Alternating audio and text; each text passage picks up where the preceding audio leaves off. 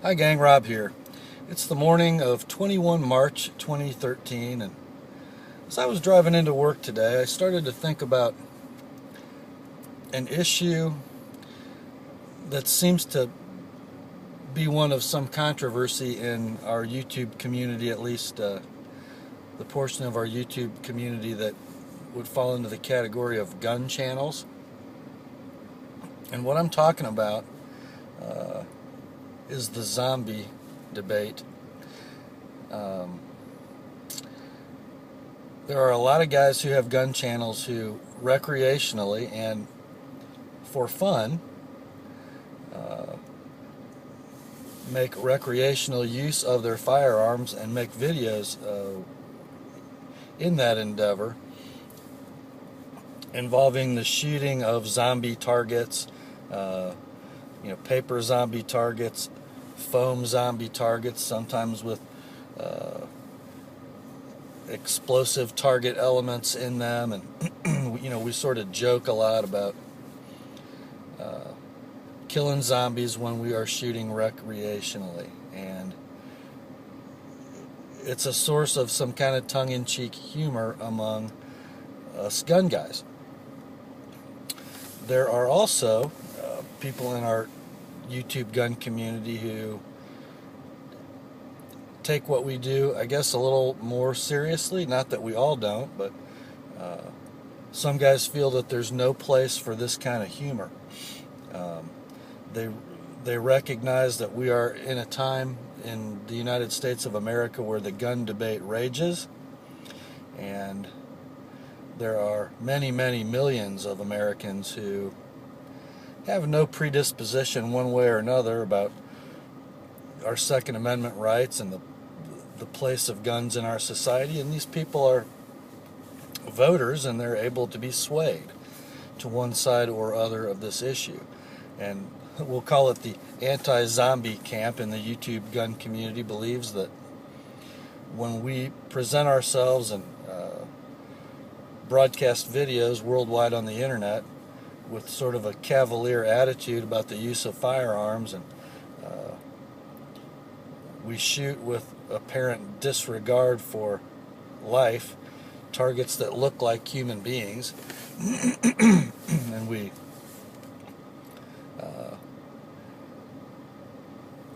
do so in what seems like or could seem like a reckless way to people who aren't experienced with firearms. The anti-zombie guys feel like we hurt our position politically. I see validity on both sides of that argument. I understand that we are in a crucial time in America. Our Second Amendment rights are at risk. Because our Second Amendment rights are at risk, so are our First Amendment rights. We need to make sure we exercise both responsibly so that this debate is won. I also realize that in the shooting sports, having fun is a crucial element of why we do what we do. And zombies are sort of a pop culture craze right now, and they've become so in the gun community. Nobody's getting hurt because we're shooting paper targets that look like zombies. Nobody's getting hurt because instead of a hard foam rubber deer target, we're shooting at a hard foam rubber zombie target. I'm kind of looking for your feedback in the comments as to which side of this debate you fall on.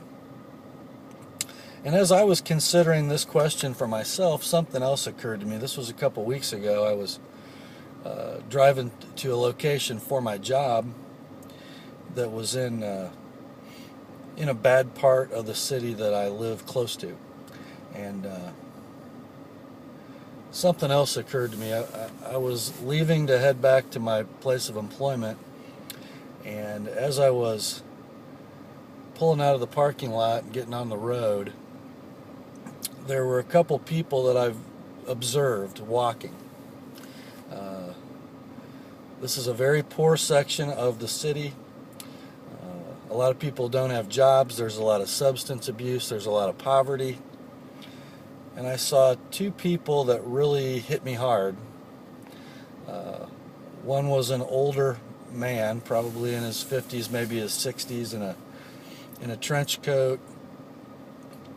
It was close to noon on a winter day, and he was walking down the grass embankment next to an exit ramp. You know, clearly he had been up all night. Clearly he wasn't at his best. He was just sort of staggering from point A to point B. You know, by his general countenance, he was an individual with not much going for him, without much hope, and his existence was meager. And then walking 50 or 60 yards behind him, out of an old flea bag motel, was a young woman, probably around 30. By her dress and her demeanor and where she was headed, she looked like she was just finishing up from a long night of pretty degrading work, if you know what I mean. And there again, an existence that's meager, that is probably debauched, with very little hope, very little light at the end of the tunnel of becoming a productive member of society.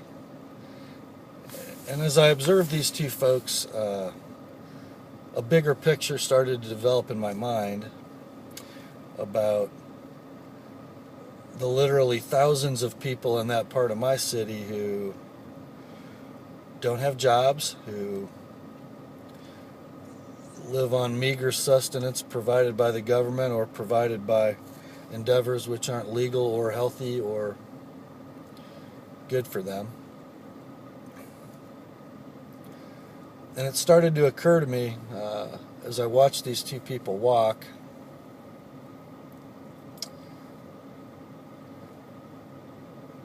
that if the time comes, or when the time comes, when society ceases to function, whether it be a long-term situation caused by a natural disaster or a long-term situation caused by the crumbling of the American way of life, there is a time coming, at least the chance that there's a time coming is significant enough to prepare for, where somebody in my position who lives in a suburban area less than 20 miles from a large urban center is going to have to be concerned. You know, what's going to happen to these thousands of people who depend on a weekly or monthly stipend from a government which no longer exists to support them? What's going to happen when those people run out of those means? They're totally unprepared to sustain themselves. They have few or no skills to exist in a time like I'm speaking of. They're going to walk, and they're going to walk to where resources are. Out of need, out of desperation, they're going to show up in the suburbs. You know, they don't need to think very hard to figure out that there is food, there is water, there are tools, there are comforts in a place not too far from where they live. They're not going to have any particular malice. They're just going to be trying to survive. They're just going to be trying to get fed. They're going to be trying to get shelter, to get warm. But when this time gets bad enough, they're going to be doing these things, malice or not, with great determination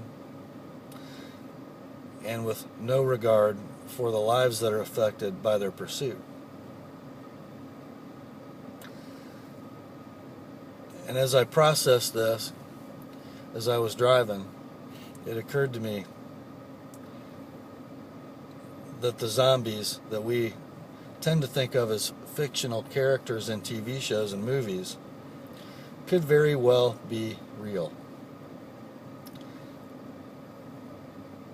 And there may be another side to zombie training with firearms or even sharp objects that isn't just recreational. It might be preparation. I know that's kind of a gruesome way of looking at it, but it's something to think about, and we probably should. Now, I'm going to take no position on the zombie realm of the gun community in this video. I'd just like to hear your thoughts. Go ahead, tell me I'm crazy. That's all I have for this morning, guys. Grace and peace. Have a great day.